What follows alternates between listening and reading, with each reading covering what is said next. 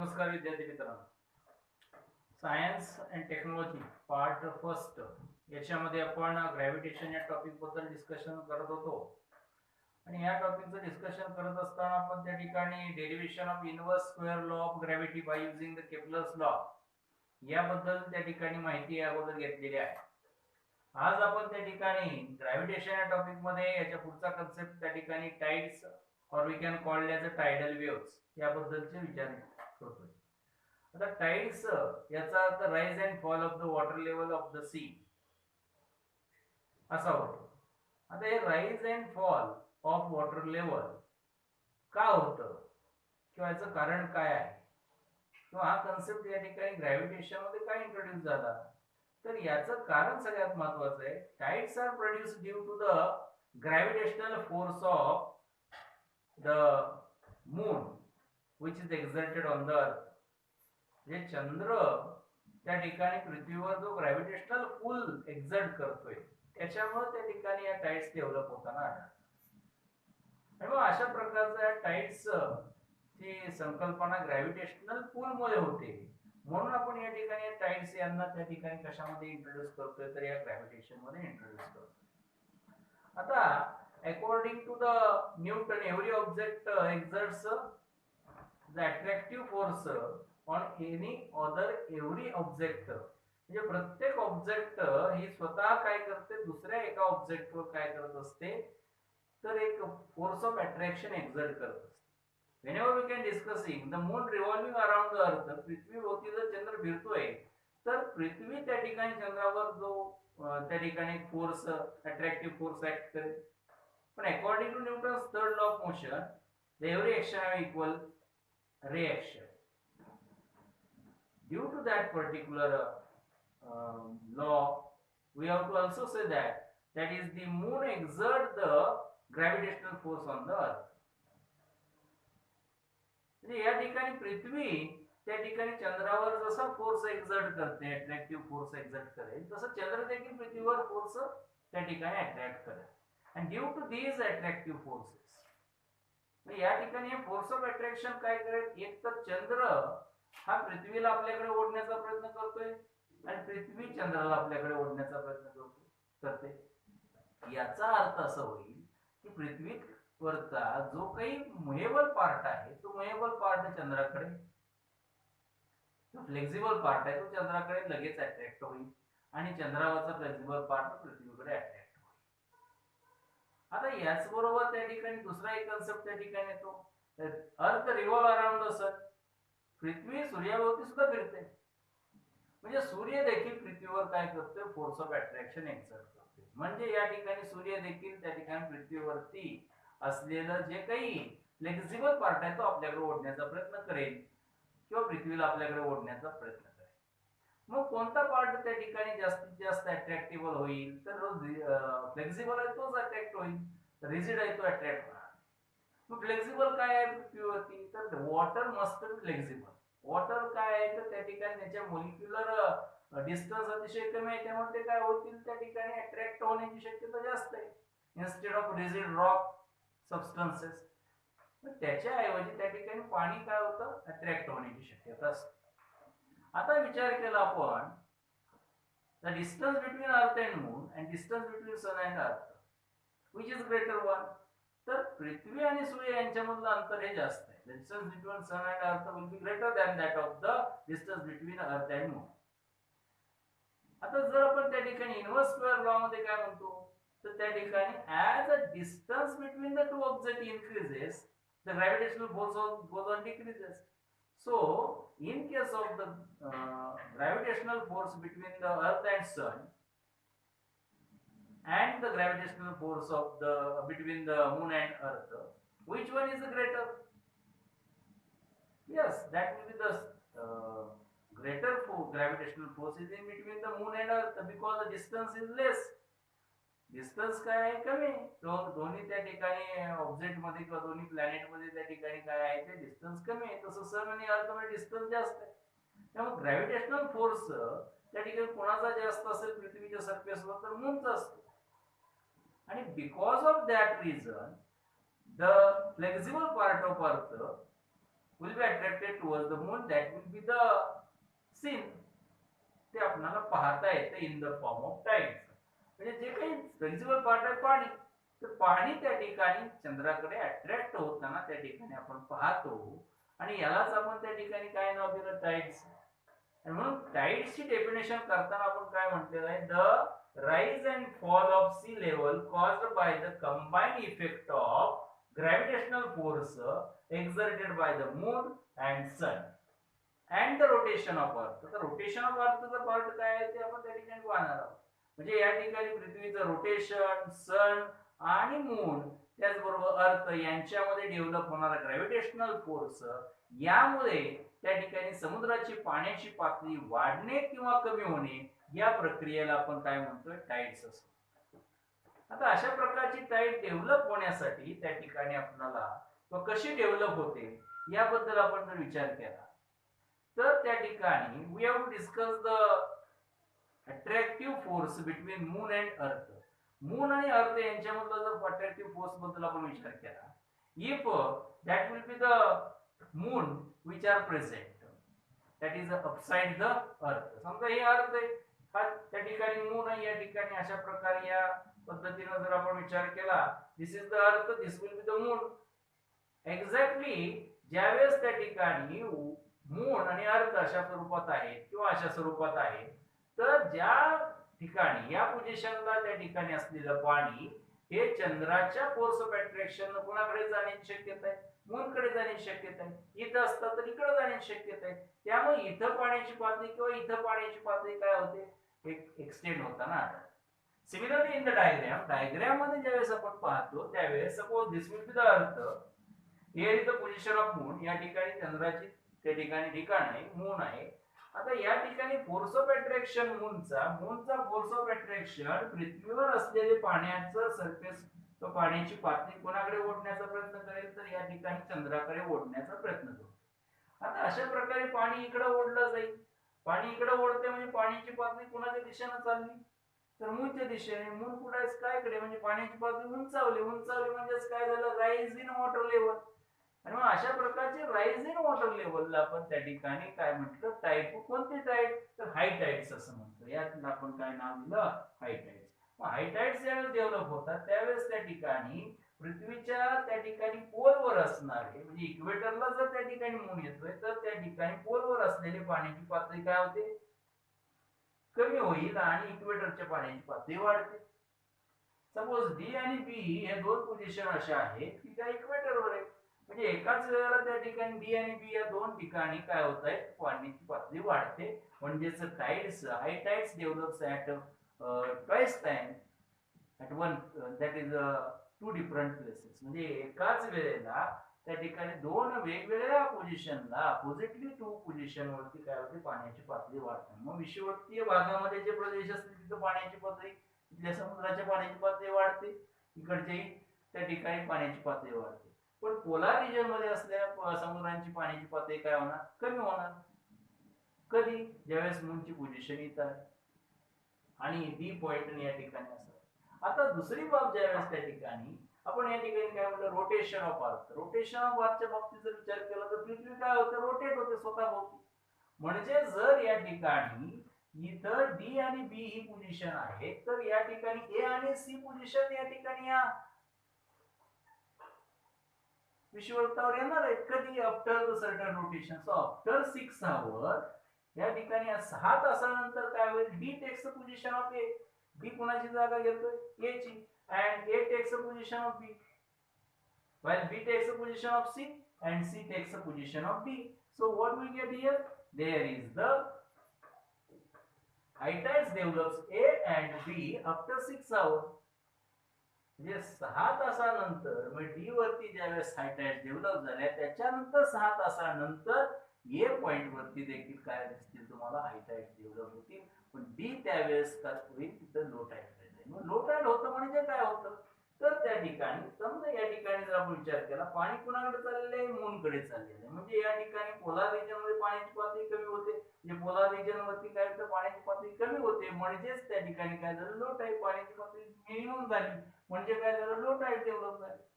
मग आता या ठिकाणी जर विचार केला हा पॉइंट आणि हा पॉइंट याच्यामध्ये एक्झॅक्ट काय होतं perpendicular 90 degree. So we can write that particular one of the information. मग अशा प्रकारची इन्फॉर्मेशन असं लिहितो. मग हे फिनॉमिनॉन आपण त्या ठिकाणी लिहिताना कसं लिहिलेलं आहे पहा. The water directly under the moon gets pulled towards the moon. जे काही चंद्राच्या खाली पाणी असेल ते कोणाकडे जाईल चंद्राकडे ओढलं जाईल, मूनकडे ओढलं जाईल. And level of water there goes up causing high tides. आणि त्या ठिकाणी पाण्याची पातळी वाढली वरती जाईल आणि त्या ठिकाणी काय तयार होतात हाय टाइड्स तयार होताना दिसतील. This will be about the high tides. या ठिकाणी हाय टाइड्स इथे दाखवलेले आहे. आता दुसरी बाब काय होतं at the two places on the अर्थ at the 90 degree from the place high tides.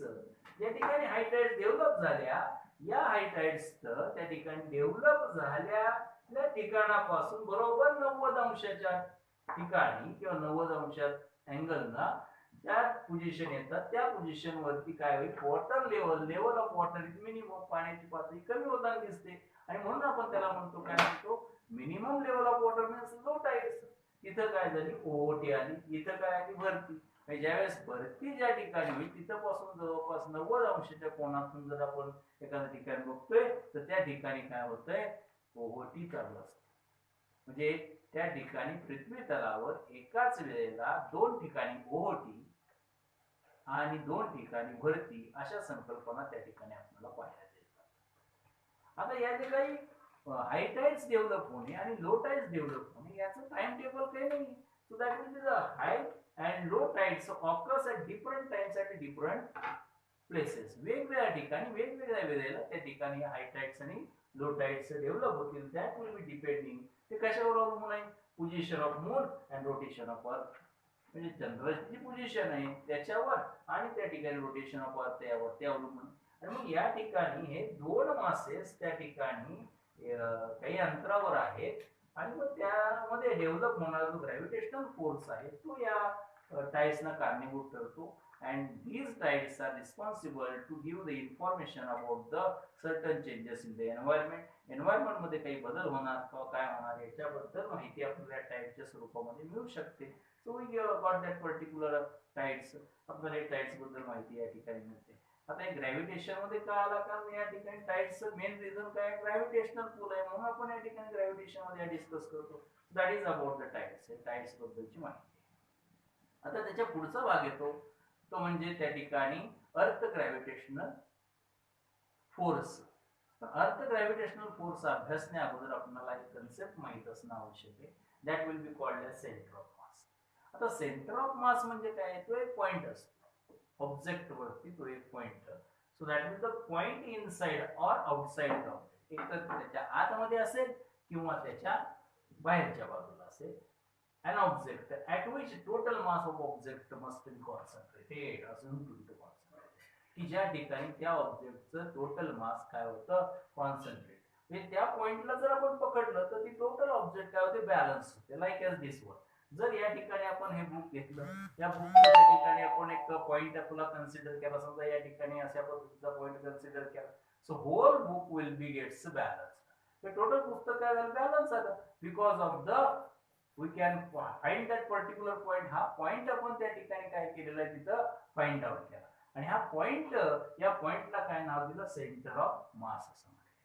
म्हणजे हा प्रत्येक ऑब्जेक्टला त्या ठिकाणी तो जो सेंटर ऑफ मास आहे किंवा तो पॉइंट आहे की ज्यावरती ती ऑब्जेक्ट काय होते बॅलन्स होते त्या ठिकाणी तो वेगवेगळा असतो वेगवेगळ्या पोझिशनला असतो. अशा प्रकारे त्या ठिकाणी आपल्याला अशा प्रकारचा हा सेंटर ऑफ मास त्या ठिकाणी त्या ऑब्जेक्टला काय करतो त्या ऑब्जेक्टचं पूर्ण मास एक्झर्ट करताना दिसतो. आता ही डिस्क आहे त्या डिस्कच्या या ठिकाणी सेंटरला त्या ठिकाणी मास असतो. अशा सेंटर ऑफ मास असतो. अशा प्रकारे आपल्याला this is also one of the rod. We can balance it with the help of that particular centre of mass. हा सेंटर ऑफ मास जर आपण त्या ठिकाणी बॅलन्स पकडला तर त्या ठिकाणी ही पण काय होते अशी बॅलन्स होताना दिसेल. So that will B get the centre of मास. अशा प्रकारच्या ऑब्जेक्टला आपण एक पॉइंटला काय करतो याला बॅलन्स करतोय. So that point is called the centre of mass. So point inside or outside the body. आता जर आपण त्या ठिकाणी स्फेरिकल ऑब्जेक्ट घेतली तर स्फेरिकल ऑब्जेक्टला काय करावं लागेल कट करावं लागेल त्याच्या बरोबर सेंटरला त्या ठिकाणी त्या सेंटर ऑफ मास आहे त्यामुळे हा इथं बॅलन्स होणार नाही, तर त्याच्या सेंटरला बरोबर काय होतो, बॅलन्स होतो. आणि म्हणून त्या ठिकाणी आपल्याला सांगता येतं द पॉइंट इनसाइड और outside the object at which the total mass of object can be assumed to be concentrated. Total mass of object काय होतं, कॉन्सन्ट्रेट होतं. अशा पॉइंटला आपण काय म्हणतो, सेंटर ऑफ मास. आता या ठिकाणी काय साध्या सिंपल रिजिड बॉडी जर आपण बघितल्या, आता बघितल्या पद्धतीने या ठिकाणी एक रिजिड बॉडी आहे, त्या रिजिड बॉडीचा सेंटर ऑफ मास असेल, किंवा अशा प्रकारचं रिंग असेल, डिस्क असेल, या ठिकाणी रॉड असेल, अशा प्रकारच्या या ऑब्जेक्ट जर बघितल्या तर यांचा जो सेंटर ऑफ मास आहे तो त्याच्या बरोबर सेंटरला असतो. Centre of mass is located at the centroid, त्याच्या सेंट्रॉइडला असतो. जसं काही आपण एक्झाम्पल बघितले, तर शेप दिलेला आहे, डायग्राम आणि लोकेशन. तर रिंग दिलेली आहे, समजा या ठिकाणी एक रिंग आहे, तर रिंगचा सेंटर ऑफ मास कुठं असेल, तर या ठिकाणी आपल्याला इथं कुठं त्या ठिकाणी याच्यावर असा बॅलन्स नाही करायचं. त्याचा सेंटर ऑफ मास त्या ठिकाणी त्याचा सेंट्रॉइड असतो. म्हणजे काय, तर याची डायमीटर आणि ही डायमीटर ज्या ठिकाणी इंटरसेक्ट होतात त्या ठिकाणी त्याचा सेंटर ऑफ मास त्या ठिकाणी मिळतो, आणि ही रिंग आपल्याला काय करता येते, बॅलन्स करता येते. So that should be about the centre of mass. This will B ring. Ring is the centre of that particular ring. We can obtain the two diametrical intersection, then it gives its a center of mass. Disc जर बघितलं आपण, डिस्कच्या बाबतीत जर विचार केला तर disk आहे, डिस्कला त्या ठिकाणी बरोबर इथं मध्यभागी काय राहतो, सेंटर ऑफ मास राहतो, आणि त्यामध्ये डिस्क काय होते, बॅलन्स होते. So that should be the centre of mass. That is the point. जर आपण एखादा ट्रायंग्युलर शेप घेतला, ट्रायंग्युलर शेप जर आपण घेतला बॅलन्स करायचं म्हटलं तर काय करावं लागेल, we can draw the median of each side. प्रत्येक साइडची काय करा, मीडियन काढा. त्या तिन्ही मीडियन्स त्या ट्रायंगलच्या ज्या पॉइंटला इंटरसेक्ट होतील त्याला आपण सेंट्रॉइड म्हणतो, की ज्या ठिकाणी तो पॉइंट, त्या पॉइंटला आपण काय म्हणतो, सेंट्रॉइड म्हणतो. ट्रायंगल आपण त्या पॉइंटला पकडला तर ट्रायंगल काय होतो, बॅलन्स होतो. म्हणजे एखादी रिजिड ऑब्जेक्ट, मेटॅलिक ऑब्जेक्ट आहे की ट्रायंग्युलर शेपची आहे, ती जर आपल्याला बॅलन्स करायची एका पॉइंट वरती, तर त्या ठिकाणी आपण त्या ठिकाणी काय फाइंड आउट करायचं, तर सेंटर ऑफ मास आणि सेंट्रॉइड फाइंड आउट करायचं. Next square type of metallic object आहे, त्याचा सेंट्रॉइड फाइंड आउट करायचा. तर आपल्याला काय करायचं, त्याचे दोन डायगोनल्स जे आहेत, ते डायगोनल ज्या ठिकाणी इंटरसेक्ट होतात त्या इंटरसेक्शनल पॉइंटला त्याचा सेंटर ऑफ मास असतो. इन केस ऑफ स्पियर, स्पियरच्या बाबतीत विचार केला तर स्पियरचा सेंटर ऑफ मास हा त्याच्या इनसाइड सेंटरला असतो, म्हणजे आतमध्ये असतो. आता जर या ठिकाणी स्पियरच्या बाबतीत आपण विचार केला तर स्पियर हा सेंटर, त्याचा सेंटर ऑफ मास सेंटरला आहे. तर अर्थचा सेंटर ऑफ मास, की जिथं अर्थला आपण पकडलं तर अर्थचं संपूर्ण मास काय होईल, कॉन्सन्ट्रेटेड असेल. त्या पॉइंटला जर आपण पकडलं तर अर्थ त्या पॉइंटला काय होईल, पूर्ण मास कॉन्सन्ट्रेट असल्यामुळे त्या पॉइंटवर त्या पृथ्वी पूर्णपणे काय होईल, बॅलन्स तो होते. आणि मग अशा पॉइंटला आपण सेंटर ऑफ मास. मग जर आपण या ठिकाणी विचार केला, पृथ्वी काय स्पियर आहे, स्पियर असल्यामुळे त्या ठिकाणी mass, centre of mass of earth is at its centre, त्याच्या काय असते, सेंटर. आता सेंटर ऑफ मास का आपण विचारात घेतला, तर सेंटर ऑफ मासच्या बाबतीत ज्यावेळेस आपण विचार करतोय त्यावेळेस ग्रॅव्हिटेशनल फोर्सची डायरेक्शन कोणत्या दिशेने असते, तर त्या ठिकाणी पृथ्वीच्या सेंटरकडे असते, म्हणजेच कोणाकडे, सेंटर ऑफ मासकडे असते. आणि ते त्या ठिकाणी कारणीभूत आहे की कोणती ऑब्जेक्ट त्या ठिकाणी पृथ्वीकडे कुणाकडे ओढली जाते, तर पृथ्वीच्या सेंटरकडे ओढण्याचं कारण काय आहे, कारण त्याचा पूर्ण मास कुठं कॉन्सन्ट्रेट आहे, ऍट द सेंटर. आणि मग आपण काय म्हणतो, ग्रॅव्हिटेशनल फोर्स कुणामुळे, तर मासेसमुळे आहे. मास ऑफ द अर्थ कुठं कॉन्सन्ट्रेट आहे, तर सेंटरला आहे. आणि म्हणून आपण त्या ठिकाणी काय डिस्कस केला, सेंटर ऑफ मास हा कन्सेप्ट विचारात घेतला, की जो आपल्या पुढच्या पॉइंट मध्ये त्या ठिकाणी आपल्याला तो पॉइंट समजण्यासाठी हा महत्वाचा ठरतो. So what is the centre of mass? Center of mass is nothing but the one of the point point on which the total mass of object must be concentrated. So this is about the center of mass. This is the types. These are the various concepts which are given to us in your textbook as a do you know. Do you know च्या under खाली या ठिकाणी concept तुम्हाला दिलेले. या ठिकाणी या concept नंतर आपण आता अभ्यासणार आहोत, तो म्हणजे त्या ठिकाणी अर्थ ग्रॅव्हिटेशनल फोर्स काय असतो तो बघणार आहोत.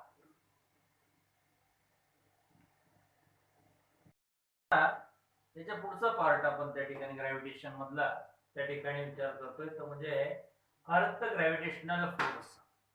आता अर्थ ग्रॅव्हिटेशनल फोर्स म्हणजे काय, तर एखादी ऑब्जेक्ट आपण एका ठराविक हाईटवरून काय करतोय, सोडून देतो. जर एखादी ऑब्जेक्ट एका ठराविक हाईटवरून आपण सोडून देतोय तर ती ऑब्जेक्ट त्या ठिकाणी कुणाकडे जाईल? Towards the surface of earth. So whenever we take that object and then release it from a certain height, then what will happen? That object goes towards the downward towards the earth. Vertically downward the object जाते. म्हणजे या ऑब्जेक्टवर एक ठराविक काय आहे? Force of attraction apply केलेले आहे. ते कोणी केलं? So earth exert the force of attraction on this object, due to which that object goes towards the center of earth or goes towards the surface of earth. आता जर या ठिकाणी आपण विचार केला तर ही ऑब्जेक्ट अर्थकडे जाण्यासाठी जो फोर्स ऑफ अट्रॅक्शन अर्थने याच्यावर एक्झर्ट केला त्यालाच आपण त्या ठिकाणी काय म्हणतो? अर्थ ग्रॅव्हिटेशनल फोर्स.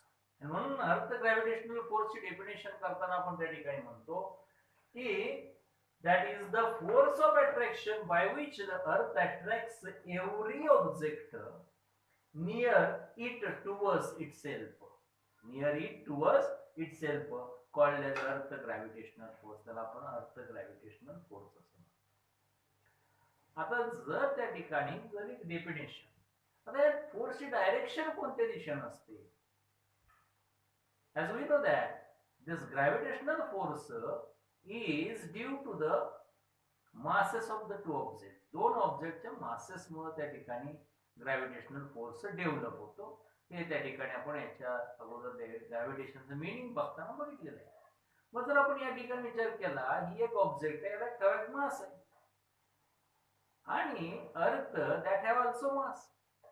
मग या वस्तूचं मास या ठिकाणी m आहे, अर्थ have the mass that is a capital M. पण हे मास त्या ठिकाणी अर्थचं सर्व मास हे कुठे कॉन्सन्ट्रेट आहे? तर त्याच्या सेंटरला. We have discuss the centre of mass. Centre of mass आपण त्यासाठी डिस्कस केला की त्यामुळे आपल्याला काय कळालं की अर्थच्या सेंटरकडेच त्या ऑब्जेक्ट काय जातात, अर्थकडेच का ओढले जात आहेत?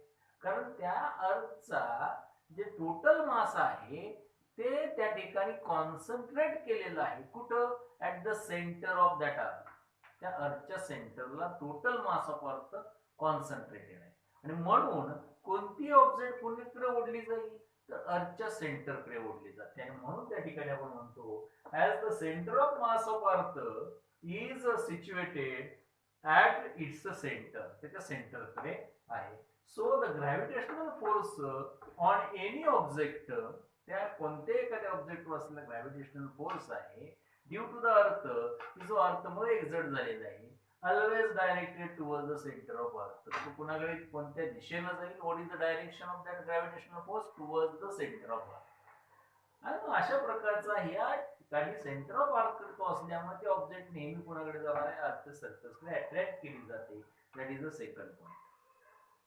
Third point, whenever any object that will be the gravitational force मध्ये येते, then it will be moved vertically downward towards the earth. That is the effect of the gravitation. What is the effect of gravitational force? So due to the gravitational force an object falls vertically downward. एखादी object त्या ठिकाणी वरून खाली सोडतो ती vertically downward जाते. या ठिकाणी आपण काय सांगतोय? That will be the due to the gravitational force. हे कोणामुळे आहे? ग्रॅव्हिटेशनल फोर्स मुळे आहे. That is the third statement about the gravitational. Fourth statement of the gravitational force, if we can throw any object up in the air. जर एखादी object आपण काय करतोय? हवेमध्ये वरती अशी फिरतो. Then what happen? The downward force which is exerted by the earth gravitational force. अर्थ ग्रॅव्हिटेशनल फोर्स त्या ठिकाणी त्या ऑब्जेक्टवर ऍक्ट असल्यामुळे त्या ऑब्जेक्टला काय केलं जाईल? डाउनवर्ड ओढलं जातं. डाउनवर्ड पुल निर्माण होतो. and due to that downward pull the velocity of that object goes or decreases as that object goes in upward. जसं ते ऑब्जेक्ट वर जाईल तसं त्याची वेलोसिटी काय होते? कमी कमी कमी होते. After certain time its velocity become 0. त्याची वेलोसिटी काय होते? डिक्रीज होते. पण पूल तेवढाच आहे, पूल बदललेला नाही. Due to that gravitational pull the object must try to fall towards the earth surface in a downward direction. So it will be goes towards the earth in a downward direction, vertically down, and falls on the earth surface. आणि काय होते? पृथ्वीच्या सरफेसवर पडते. तर अशा प्रकारे या ठिकाणी थर्ड स्टेटमेंट मध्ये आपण सांगतो when we throw a stone this force म्हणजे या ठिकाणी हा force this force tries to pull it down. तर स्टोनला तो पूल काय करेल खाली ओढण्याचा प्रयत्न करेल and reduces its velocity आणि त्याची velocity काय करतो रिड्यूस करतो due to this constant downward pull. अशा कॉन्स्टंट डाउनवर्ड पुल मुळे the velocity becomes zero. the velocity काय होते zero. After some time the pull continues to be exerted. तो पुल मात्र तसाच कंटिन्यू असतो आणि त्यामुळे that particular object or stone start moving vertically downward towards the center of earth under the influence of this particular force. So that is about the third statement. This is about the one of the effect. म्हणजे जर आपण एखादी object हवेत टाकली तर ती ठराविक अंतरावर जाते, हाईटवर जाते, पुन्हा तिथं तिचं व्हेलॉसिटी झिरो होईल, पुन्हा ती काय होते खाली येते. याचं कारण काय आहे तर ते म्हणजे अर्थ ग्रॅव्हिटेशनल फोर्स आहे याच्यातून. त्याच्यानंतर आपल्याला त्या ठिकाणी विचार करायचा आहे तो म्हणजे if that gravitational force in object. जसं त्या ठिकाणी आपण विचार केला तर if the earth attracts an apple. इथे एक वाक्य आपण त्या ठिकाणी विचारलं होतं fifth point of this question. If earth attracts an apple towards itself. ज्यावेळेस त्या ठिकाणी सफरचंदाला त्या ठिकाणी अर्थ काय करते आपल्याकडे ओढते. Exactly at that same time the apple also attracts the earth towards itself according to Newton's third law. Newton's third law of motion च्या नियमानुसार आपण विचार केला तर पृथ्वी ज्यावेळेस ऍपल वर फोर्स अट्रॅक्ट करते एक्झर्ट करते की जो फोर्स त्या ऍपलला पृथ्वीकडे ओढण्याचा प्रयत्न करतो त्याच वेळेला ऍपल देखील तेवढ्याच प्रमाणातला फोर्स काय करतं अर्थवर एक्झर्ट. आणि जरी असं असलं instead of that the apple false on the surface of तरी देखील पृथ्वीवर पडतो. ऍपल हे पृथ्वीवर पडतो. पण हे जर आपण दुसऱ्या बाबतीत विचार केला इन केस ऑफ मूनच्या बाबतीत विचार केला तर if earth exert the force on the moon exactly same time moon also exert the same magnitude of force exert on the earth. But here moon does not falls on the earth. It revolves around the earth but does not falls on the earth. Why? This is because of its revolutionary velocity. ते आणि फक्त काय कारण आहे तर त्या पाठीमागचं कारण काय आहे तर त्या मूनची व्हेलॉसिटी आहे रिव्होल्यूशनची जी व्हेलॉसिटी आहे त्या व्हेलॉसिटीमुळे त्या ठिकाणी ती ऑब्जेक्ट काय होत नाही या जमिनीकडे येत नाही किंवा अर्थकडे येत नाही. समजा जर एखाद्या वेळेला व्हेलॉसिटी ऑफ मून काय झाली झिरो झाली तर काय होईल then moon must be falls on the surface of earth. तर मून हा सुद्धा काय होईल पृथ्वीवर पडेल लाईक अ ॲपल. पण nowadays it is not happen because it will be revolve with the specific velocity. तर अशा प्रकारे या ठिकाणी ग्रॅव्हिटेशनल फोर्स काही ऑब्जेक्ट वर ऍक्ट होतो की ज्या वेळेला ती ऑब्जेक्ट काय होती जमिनीवर पडते. तर काही ऑब्जेक्ट त्या ठिकाणी जमिनीवर पडणार नाही पण त्या ऑब्जेक्ट मात्र त्या ठिकाणी एका पर्टिक्युलर व्हेलॉसिटीने रिव्हॉल्व होत असल्या पाहिजेत like as moon or other satellite same phenomena will be occurs. So that is about the earth gravitational force. हे सगळं कशाबद्दल झालं अर्थ ग्रॅव्हिटेशनल फोर्सच्या बाबतीत झालं. आता या ठिकाणी आपण आज जर विचार केला या व्हिडिओमध्ये किंवा या लेक्चरमध्ये काय काय अभ्यासलं तर त्या ठिकाणी टाइड्स कशा तयार होतात किंवा त्याच्या पाठीमागचं कारण काय. त्याचबरोबर त्या ठिकाणी सेंटर ऑफ मास म्हणजे काय वेगवेगळ्या ऑब्जेक्टचे सेंटर ऑफ मास कसे असतात कसे कॅल्क्युलेट करतात त्याच्याबद्दलची माहिती आणि त्याचबरोबर त्या ठिकाणी अर्थ ग्रॅव्हिटेशनल फोर्स हा जो कन्सेप्ट आहे 2 मार्कासाठी शॉर्ट नोटला विचारला जाईल तो त्या ठिकाणी कशा प्रकारचे या प्रकारचे 5 पॉईंट तुम्हाला तुमच्या पुढे रिप्रेझेंट केलेत. या पद्धतीने त्या ठिकाणी तुम्ही परीक्षेला हे लिहावेत. आता याच्या पुढचा कन्सेप्ट आहे या टॉपिकमध्ये that will be the earth gravitational acceleration किंवा त्याला आपण ॲक्सलरेशन ड्यू टू ग्रॅव्हिटी. आणि मग त्या ठिकाणी त्याच्यात होणारा जो चेंज आहे तो कशा प्रकारे असतो याबद्दलची माहिती आपण याच्या पुढच्या लेक्चरमध्ये घेणार आहोत. तत्पूर्वी हे सगळं व्यवस्थित लिहून घ्या आणि या ठिकाणी आपण थांबतोय. धन्यवाद.